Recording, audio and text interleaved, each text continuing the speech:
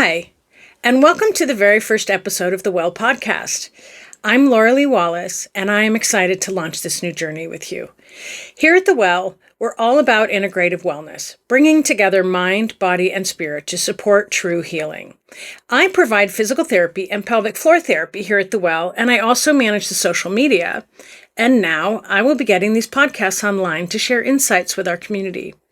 For those who may not know, The Well is an integrative wellness center offering a wide range of services, including integrative medicine, primary care, physical therapy, pelvic floor therapy, IV infusion therapy, Equiscope treatments, acupuncture, and massage therapy. Our goal is to create a space where healing goes beyond just treating symptoms. We want to restore hope, balance, and wellness. Today, I am honored to introduce not only an incredible physician and author, but also the very heart behind The Well. Dr. Emily Sander is the founder and owner of The Well. Her journey through the pandemic opened her eyes to the shortcomings of allopathic medicine in providing true healing, which led her to create this space, one where patients are seen, heard, and treated holistically. Her new book, Reviving the Heart of Medicine, is a powerful memoir exploring the intersection of medicine and spirituality. In a world where healthcare often feels impersonal and rushed, Dr. Sander's journey reminds us of the true purpose of healing, one rooted in faith, grace, and deep human connection. We're going to talk to her today about her experiences, what inspired this book, and how we can all contribute to a more compassionate and meaningful approach to medicine. So whether you're a healthcare professional, a patient, or someone seeking renewal in your own healing journey, this episode is for you. So let's dive in. Dr. Sander, did you always want to be a physician? Actually, no. I actually told my parents when I was about 7 or 8 that I would never become a physician. So what did you want to do? Well, after high school, I graduated and I actually signed up for beauty school, so cosmetology school. And I did that for about a week. And then I was a beauty school dropout. That's the best story ever. Yes. So what made you venture into wanting to be a physician then, since you had said you never wanted to be one? Well, I started college because I thought, I need to do something with my life. And I ended up enjoying my classes in science, and each door just kept opening. And then I ended up getting into medical school at Loma Linda University. And what did you do after you graduated medical school? I ended up doing a 3-year residency at North Shore University Hospital out on Manhasset and Long Island. And what brought you to Wairika? Well, Wairika is my hometown, and so I actually didn't really think I was going to move back here, but, God always has different plans for us, and ended up there was an opening at the local hospital, and that's what drew me back here. God does ask you to step out because we're sitting here doing a podcast. Yes. So what took you from the ER to the Well? That was a bit of a long journey. During the pandemic, I just started to see how medicine was really broken, and we would have patients coming through our doors and they'd be fearful, really shamed. There was so much division and hurt, and they didn't know that they could trust their providers anymore. And so that really opened my eyes to say we need to do something different in medicine that is helping them along and helping support them.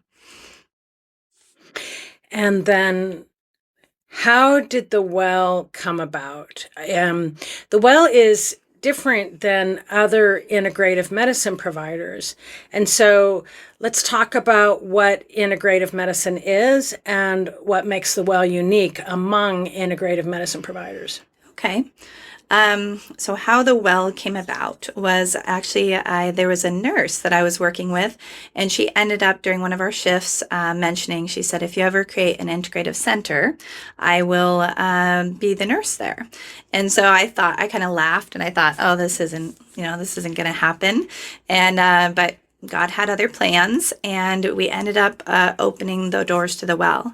How we're different is that it's a Christian integrative wellness center, and the focus is not just on treating, just the physical aspects of the body, but it's really whole person care. So going after mind, body, and spirit.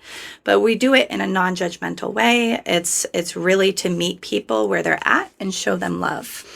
And how did it come to be that you have so many services that are available at the well?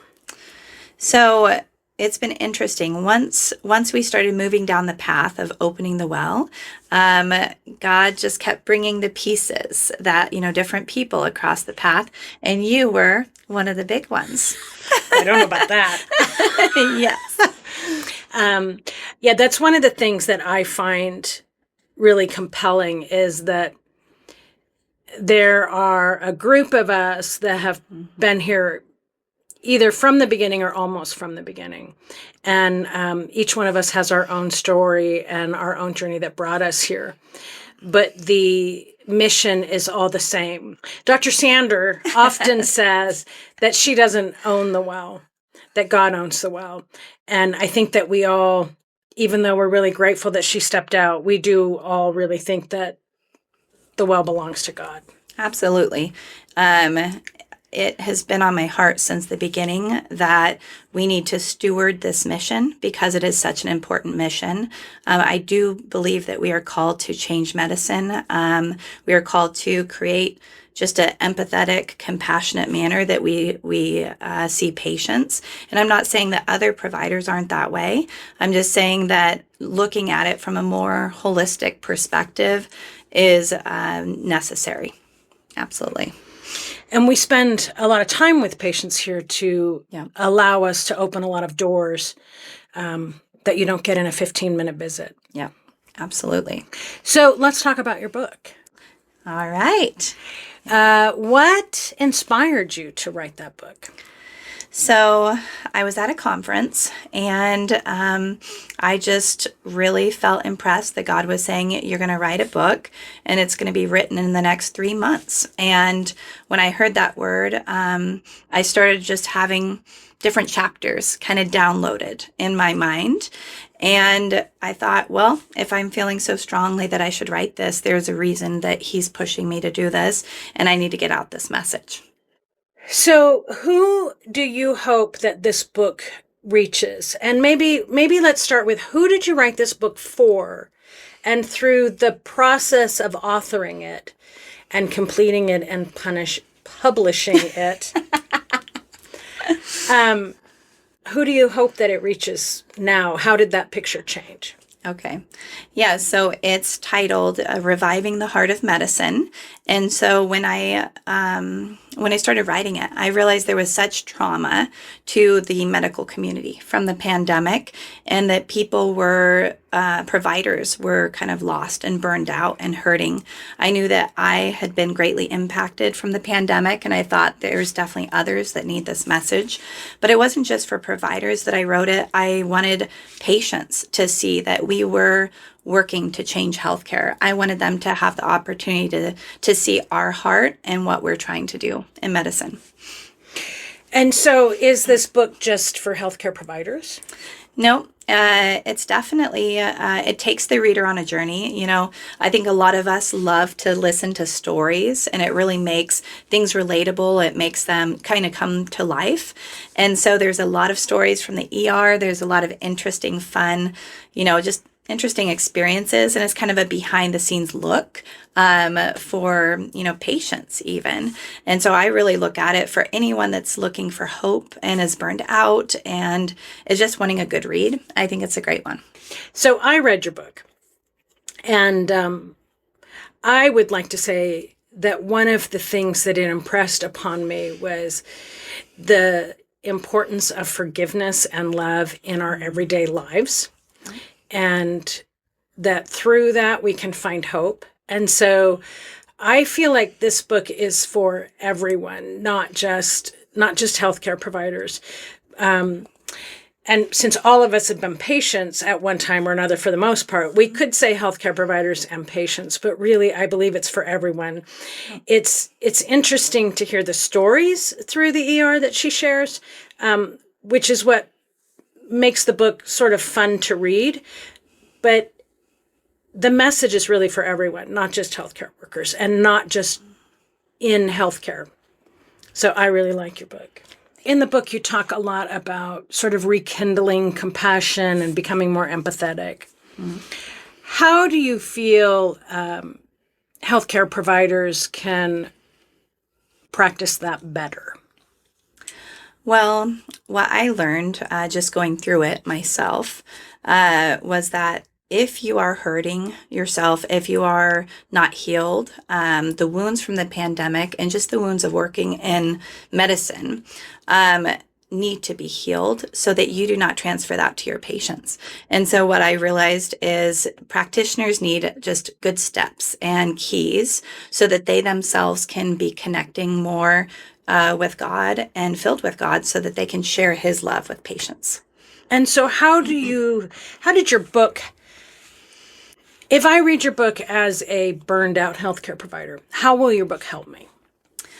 Well, I believe it's an honest look that basically takes the reader on a journey that really helps bring up some of those feelings and things that they may have shoved down, that they literally think, oh, I was the only one dealing with this.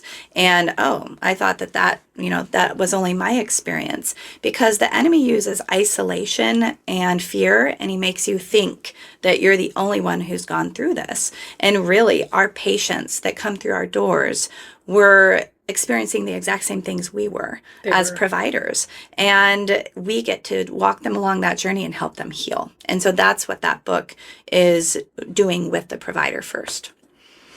I really felt that during the pandemic that, and there were some of us who ventured through that pandemic differently than others. Yeah. But you could see fear on everyone's face. Mm-hmm. And if you did sort of think outside the box, whether you were a patient or a provider or whatever, you could almost always sense that in a patient. Mm-hmm. The minute they walked through the door. They were very fearful. Absolutely. Yeah.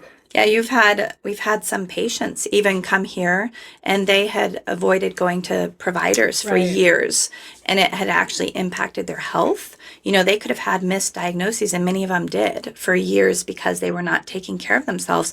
They didn't know that they could trust medicine still.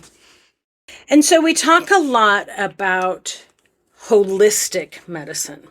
Let's talk about what that is. All right. So, there are different types of medicine. Obviously, there's allopathic, which is Western, and then holistic is looking at the whole person. That's at least my viewpoint of it. You're encompassing mind, body, and spirit. What's unique about the Well is we are coming at it from a Christian perspective. There is a lot of integrative medicine and alternative practitioners that are more rooted in New Age practices, and that's not where our hearts are. That's not where we're coming from. We believe in Jesus Christ, and we are wanting to share that love, that transforming love with patients. However, not all patients share our views, and what we are here to do is, if patients don't share those views, we're to love them. We're to show them love and help them just be in an amazing environment where they can feel like themselves and they can heal without being judged. How can faith and spiritual practices play a role in modern medicine? Well, it can play more of a background role in some people if they, there's many people that practice medicine that have their own faith. And, sometimes they don't feel comfortable sharing it with their patients, or it's not the right moment. It's not the right, it's not going to be received well. And those people oftentimes are praying, behind the scenes. They're praying for courage themselves. They're praying for wisdom for their patients. And then there are times where some of us will step out and say, hey, this patient is needing help. They're crying out. They want prayer. They want, time during the appointment to discuss these things that are actually issues that are triggering their health problems. I think that's one of the takeaways from your book that I found interesting, is how often you left a room to go pray. There's not a lot of healthcare professionals that do that, but I suspect there's a whole lot more of them doing it than anyone really realizes. Yep.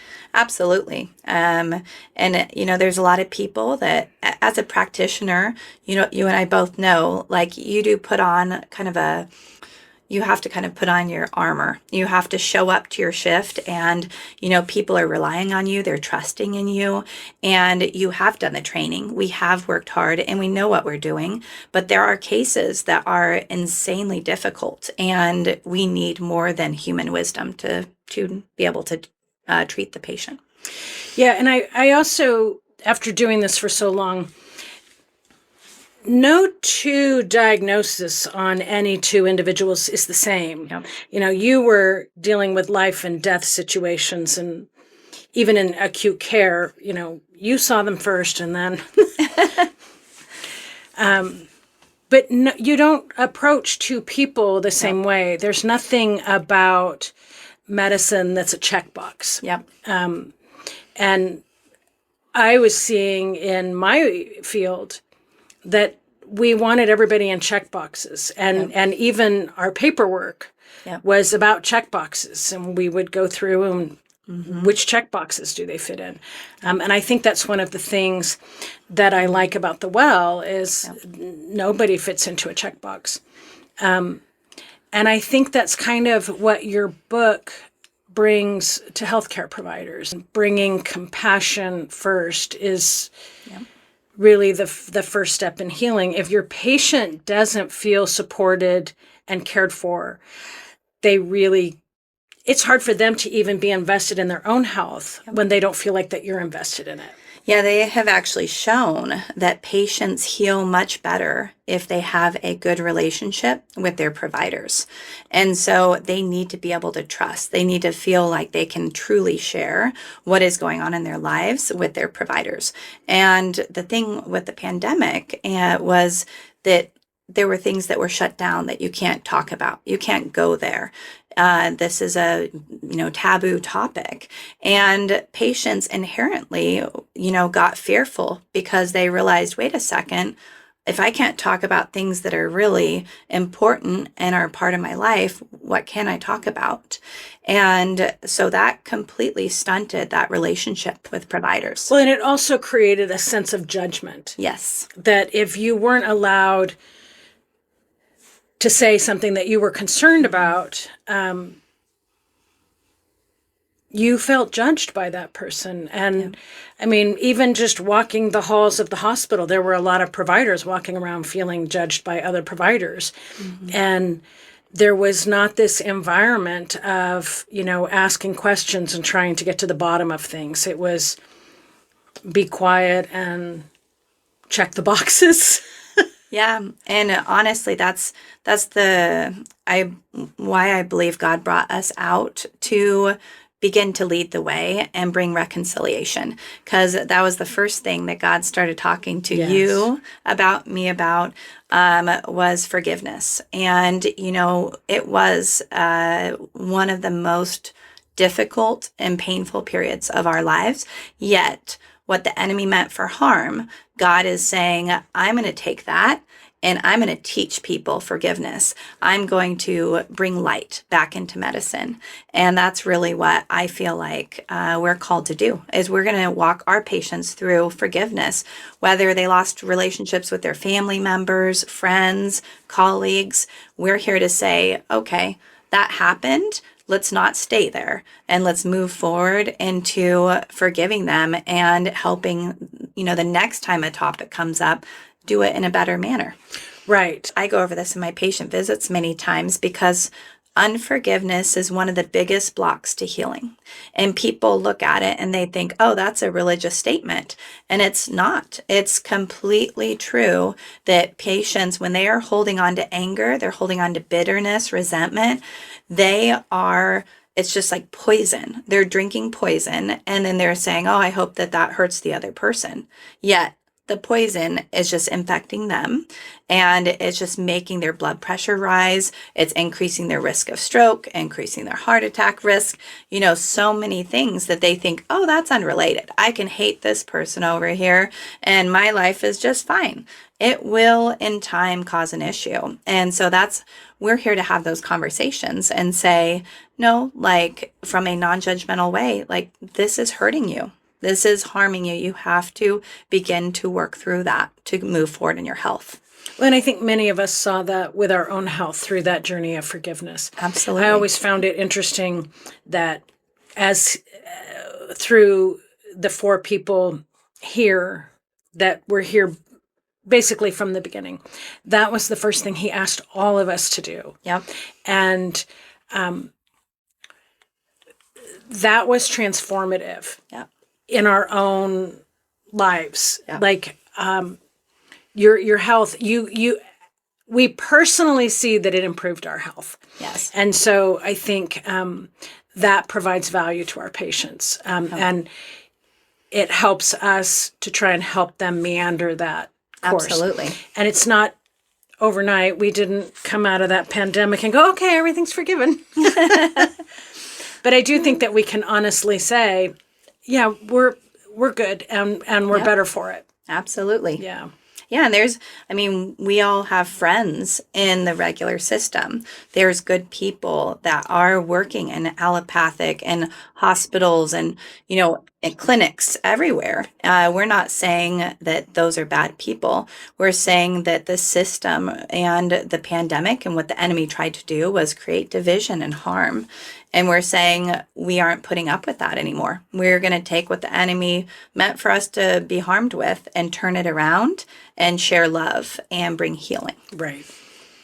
So let's finish this with, for caregivers out there, people who are called to be healers, doctors, nurses, however it is that you provide healing, what wisdom do you have to offer them to try and help them keep their compassion alive in this picture of modern medicine?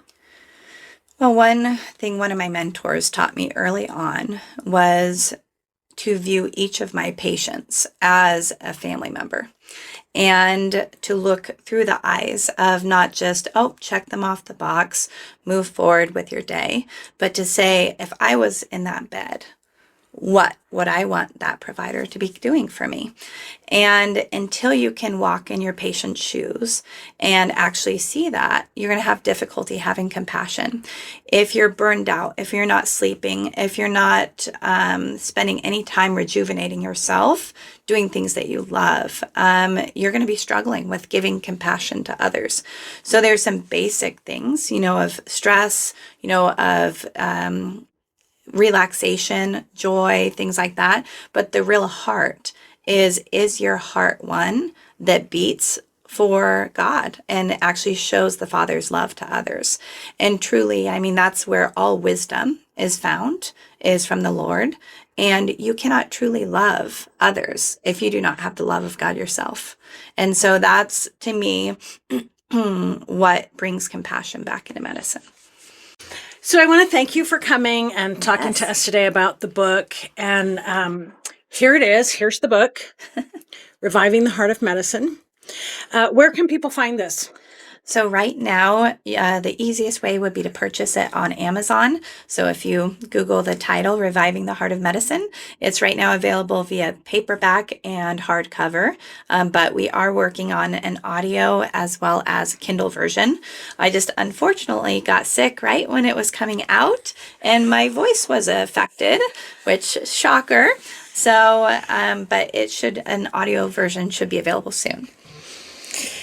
So thank you for joining us for our first podcast. Yes. We are sort of just getting started on this, and I hope that you will like and subscribe and continue to follow us when we have our next podcast up. You can follow us on social media through Instagram and Facebook, and anytime we put something up on the podcast, we will post it there. We also have an email that you can subscribe to. If you go to thewellcenterforhealing.com, thewellcenterforhealing.com, you can reach out to us through the website, and we're going to get a link up there for you to subscribe to the newsletter. So thanks for joining us. Have a great day.